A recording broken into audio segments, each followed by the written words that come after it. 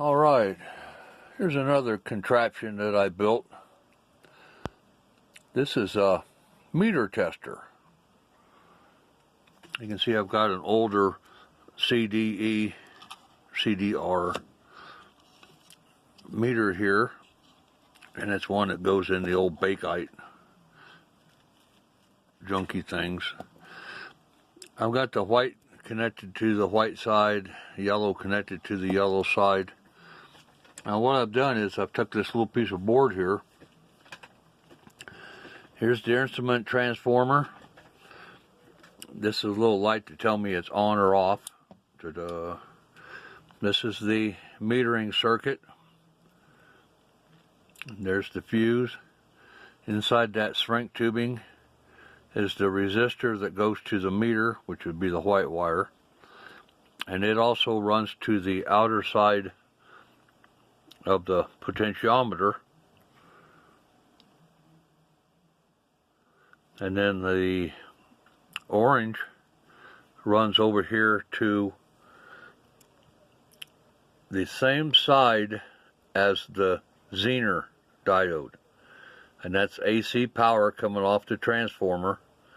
You can see the two output wires coming off the transformer. It goes out the yellow wire to the, I can't see it, inside terminal of the potentiometer. The inside terminal. That's this one right here. That's what I call the inside, and that's what I call the outside. And your ground hooks up here on your little strap. Okay, and then this is the top of a rotor motor, which I've got the potentiometer bolted to. And you see the white wire is soldered to the base, and it also connects to the wiper. It comes up to the center terminal of the meter calibration pot. And this took me quite a while to figure this thing out. And I will turn it on, and I've got a piece of stuff in here insulating it because it's dual purpose. It's going to be a meter tester, and it's going to be a potentiometer inside the rotator tester. So I've got that all hooked up. I'm going to turn it on, pull my insulator out. Okay. Now as the rotator turns, it's going to be turning clockwise toward north, or toward south I should say. And it gets all the way over here. Now this thing is a little funky on the very end here. We don't really care about that. We're just checking the meter movement in the meter. We're looking for any stops or goes. Mainly what will happen there is as I turn the potentiometer, the meter will kind of hang. And if the potentiometer was bad, you'd either get no movement or you'd get some dips like that whenever it goes over a bad spot. So this potentiometer is good. The meter is good.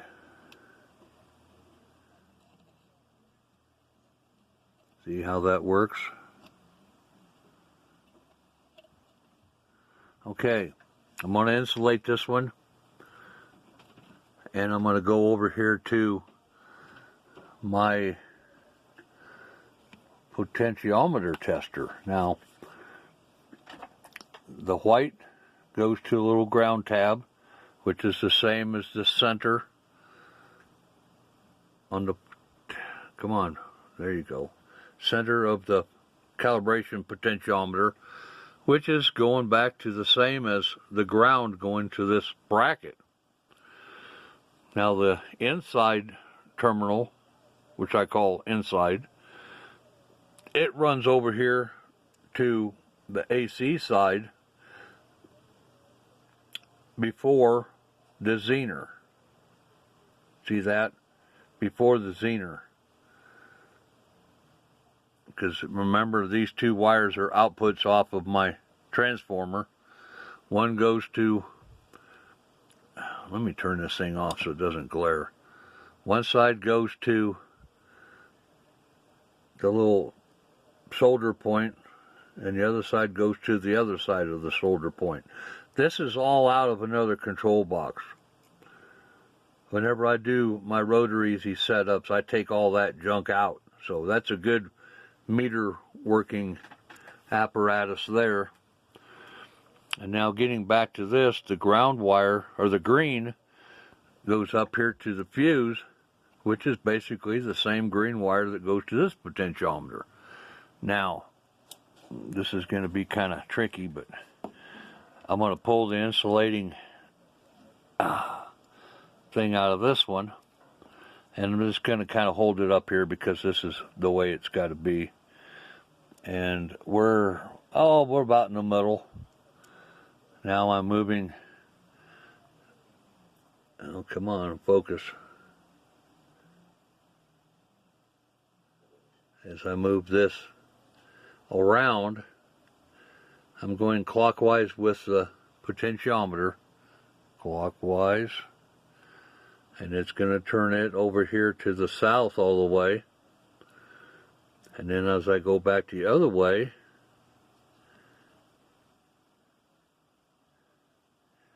this is kind of difficult trying to do it one-handed, but if it jumps a little bit, it jumps, but this is like a brand new potentiometer. And you can see it's moving the meter back towards south. So that's it in a nutshell. This is my latest contraption. It's a meter tester, and if I insulate the potentiometer that's on the board, I can test another one. See, my little lead just came off. My outer lead. Hang on. Got to do this right. Okay. Anyway, as I move this around, you can see it's moving the meter. So it's a meter tester and a potentiometer tester without having to drag another complete rotator controller out and hook into it and use it. So anyway, that's my latest contraption. When I'm done with this, I'll just take and loop these wires back over onto themselves. No big deal. I mean, it's not going to short against anything. It's going to keep everything away from everything else.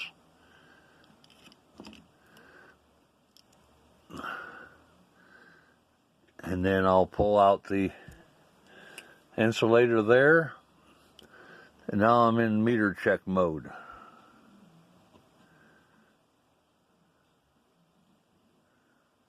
So there you go. Checking rheostats and meters without having to hook up a